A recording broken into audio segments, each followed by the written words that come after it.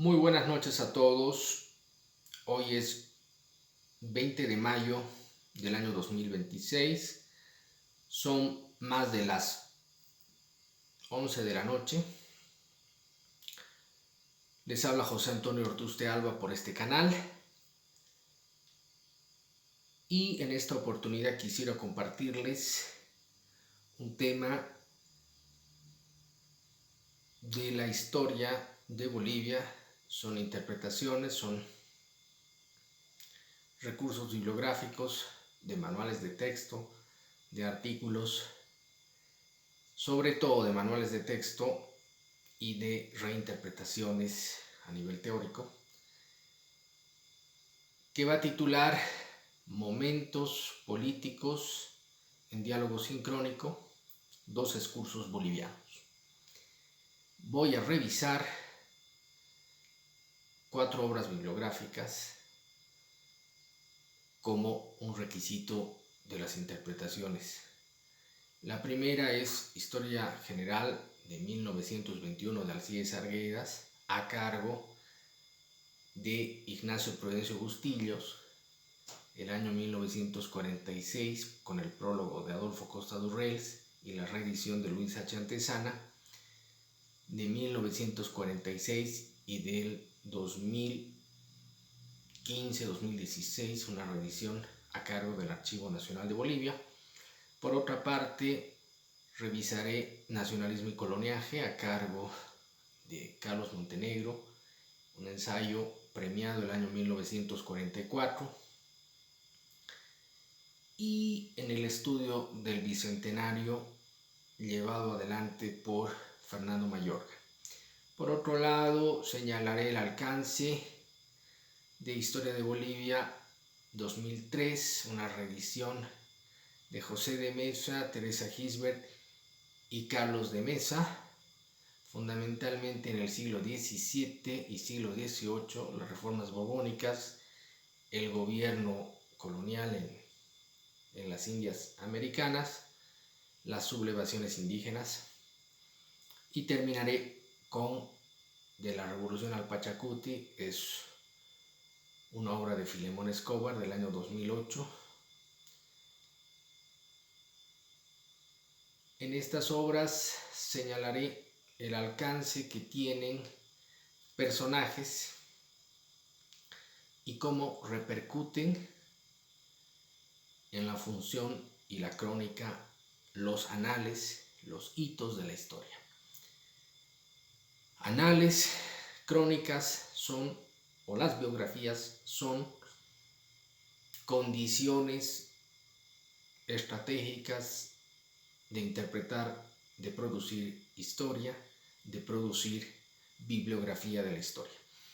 Por esto voy a señalar una cuestión anterior en este canal y en mi primer canal en YouTube, que había planteado y que quiero deslindar con ustedes y compartir a la vez con ustedes. Se trata de la Convención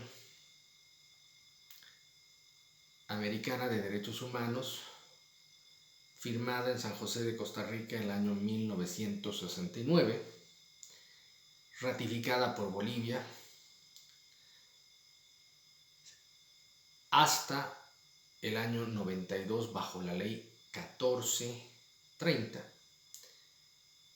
No obstante, el año 92 como el año 69, años de firma de suscripción de la Convención Americana o Pacto de San José de Costa Rica, y el año 1992, la promulgación y la publicación de la ley 1430 en Bolivia sobre el Pacto de San José de Costa Rica, no se instaló, no se reglamentó ninguna atribución más de la Corte Interamericana de Derechos Humanos que tendría que haber funcionado en San José de Costa Rica. En ese sentido, mi estado de la cuestión radica en que Bolivia no reconoce, después del año 1992, ni en sentencias constitucionales ni en otra ley de aclaración o de enmienda o de modificación a la ley 1430 el reglamento de la Corte Interamericana de Derechos Humanos. Por tanto, el artículo 23, como el artículo 28 de la Convención Americana de Derechos Humanos, no es cumplido por requisitos sine qua non en Bolivia. El primero, que no se reconoce el reglamento ni siquiera como adicional o adherido a la ley 1430, y tampoco se reconoce en el artículo primero de la Constitución de 1967 y sus reformas posteriores hasta la reforma del año 2006, no se reconocen caracteres de un Estado federal. Es a partir de la Constitución de 7 de febrero del 2009 que se reconoce en el artículo 1 un Estado con autonomías sujeto a un Estado competencial bajo el artículo 297, 298, 299, 300 de la Constitución con carácter unitario. Por tanto, las atribuciones presidenciales de la última posesión de gobernadores electos en la última elección subnacional el año 2026 no fue cumplida, y no fue cumplida la disposición establecida en el artículo 4 de la ley 017 de 24 de mayo del año 2010, que sí se adhiere a las disposiciones del artículo 172 de la Constitución del 2009 para el presidente. Los gobernadores y las gobernadoras electas en esta última elección subnacional no fueron debidamente posesionadas, pues el presidente del Estado debió posesionarlas por el cumplimiento del artículo 4 de la todavía vigente ley 017 de 24 de mayo del 2010. Volviendo al tema, los personajes de estos momentos políticos en diálogo sincrónico para Historia General de Alcides Arguedas son los destinatarios, que son los jóvenes bolivianos, es el pueblo boliviano que debe cumplir una función, es la de ser historiador de su propia realidad. Pese a la crítica que tiene la obra de Arguedas, no podemos dejar de mencionar el carácter fundacional de sus páginas y el vínculo del historiador en las diferentes etapas de la historia boliviana, desde los libertadores, desde los caudillos bárbaros, desde los caudillos letrados, desde los gobiernos conservador y liberal, desde el republicanismo que llega a la década de 1920, permite que el pueblo boliviano se dirija a los archivos, a las bibliotecas y reconstruya las páginas de la historia en anales, dejando a los héroes. Quizás esa es la recomendación principal de Arguedas. Pasando a la segunda obra, encontramos epopeyas, encontramos géneros literarios o figuras narrativas de una acción bélica que se cuenta en un tono romántico de un Carlos Montenegro en un diálogo con una simbiosis del nacionalismo a partir de la noción de nación y de la antinación a partir de la noción de la oligarquía, y de una división poblacional de su obra, que llega a ser determinante en la prosa de autores que van a reinventar el Estado, van a reinventar la narrativa, van a generar una metahistoria.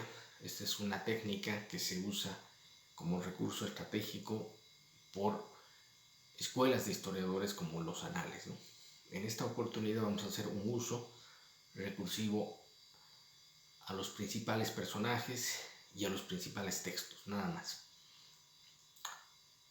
Para entender procesos de emancipación y procesos de refundación y entender cómo nacen los estados, cómo se extinguen los estados. Eso nos dicen autores que he citado como Jelmer,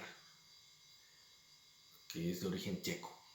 Por otro lado, vamos a entender en Historia de Bolivia 2003 de varios autores la figura de las crónicas, ¿no? Que es otro medio estratégico y metodológico para referirnos al siglo XVII y el siglo XVIII sobre la administración del Estado colonial, que no se llama Estado, la administración de la metrópoli en las Indias, en las principales capitales virreinales.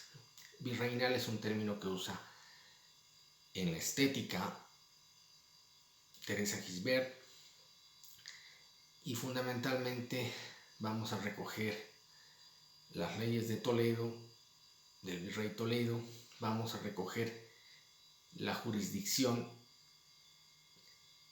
del virreinato del Perú y del virreinato de Buenos Aires, vamos a citar los virreinatos circundantes, vamos a citar los movimientos de insurrección de finales del siglo XVIII, que vamos a llamar amaristas, por vincular el virreinato del Perú en sus diferentes villas, y vamos a llamar también cataristas a las vinculaciones dadas en la región de los Charcas.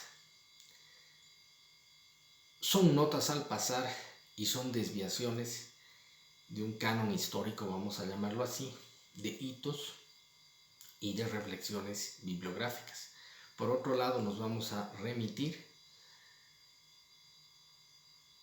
a De la Revolución al Pachacuti del 2008 de Filemón Escobar.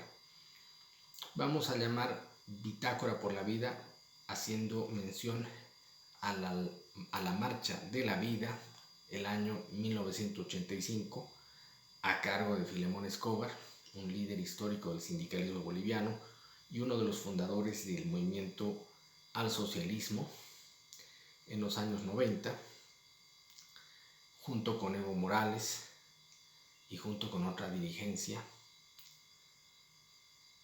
de este instrumento político de soberanía por los pueblos.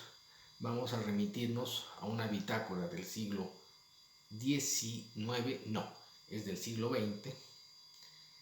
Me refería a la última década del siglo XX, que es la década de los años 90, sobre una hemeroteca que hace Filemón Escobar y sobre un registro bibliográfico bajo crónica y bajo hitos que van desmenuzando una historia sindical, una historia del movimiento obrero, una historia del movimiento campesino, a través de un canon o una seguidilla de publicaciones a las que vamos a destacar publicaciones como las de Jorge Obando, vamos a destacar las de Fausto Reinaga, vamos a destacar las de Hans van der Berg, vamos a destacar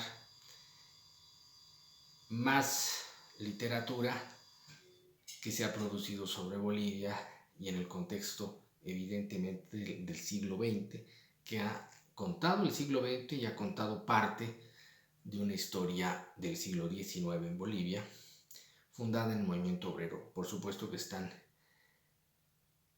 las obras de Guillermo Lora, y está la vocación del trotskismo en Bolivia a partir también de la obra de Filemón Escobar. Espero que les haya gustado. Esta es la conclusión.